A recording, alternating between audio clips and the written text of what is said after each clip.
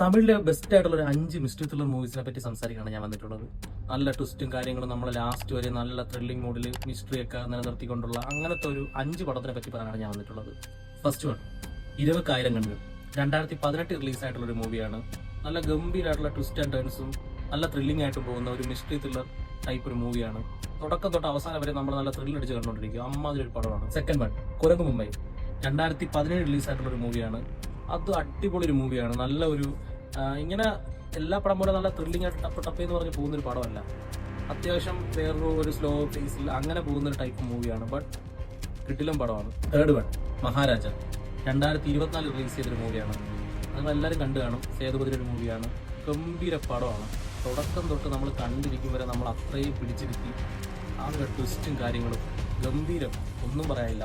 കിടിലം ഗംഭീരമുള്ള സ്ക്രിപ്റ്റാണ് ആ സിനിമയിൽ ചെയ്തിട്ടുള്ളത്. കിടിലം പടമാണ്. മസ്റ്റ് വാച്ചായിട്ട് കണ്ടിരിക്കേണ്ട ഒരു മൂവിയാണ്. Fourth one, കുട്രമേ ദണ്ഡനെ. 2016 റിലീസായിട്ടുള്ള ഒരു മൂവിയാണ്.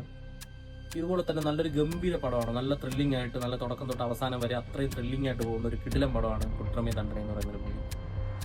Fifth one, Thekkady. 2014 റിലീസ് ചെയ്തിട്ടുള്ള ഒരു മൂവിയാണ്.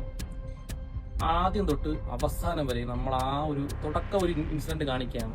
അതിൻ്റെ അകത്ത് ഒരു കിടിലൊരു മിസ്റ്ററി ആയിട്ട് സംഭവം ഒളിഞ്ഞിരിക്കുകയാണ്. അത് പിന്നെ എന്തുകൊണ്ടാണ് അങ്ങനെ സംഭവിച്ചത്, അതിൻ്റെ പുറകിലുള്ള ഒരു ഓട്ടവും അതിൻ്റെ ഉള്ളിലുള്ള കുറേ മിസ്റ്ററീസും കാര്യങ്ങളും ത്രില്ലിംഗ് ആയിട്ട് പോകുന്ന അങ്ങനത്തെ ടൈപ്പ് മൂവിയാണ്. കിടിലം പടമാണ്. കണ്ടിരിക്കേണ്ട ഒരു മൂവിയാണ്. ഈ 5 പടമാണ് ഇപ്പോൾ ഞാൻ പറയുന്നത്. ഇനി കുറേ പടങ്ങൾ ബാക്കിയുണ്ട്. അത് അടുത്ത പാർട്ടിൽ പറയുന്നതാണ്. വീണ്ടും സന്ധിക്കും വരെ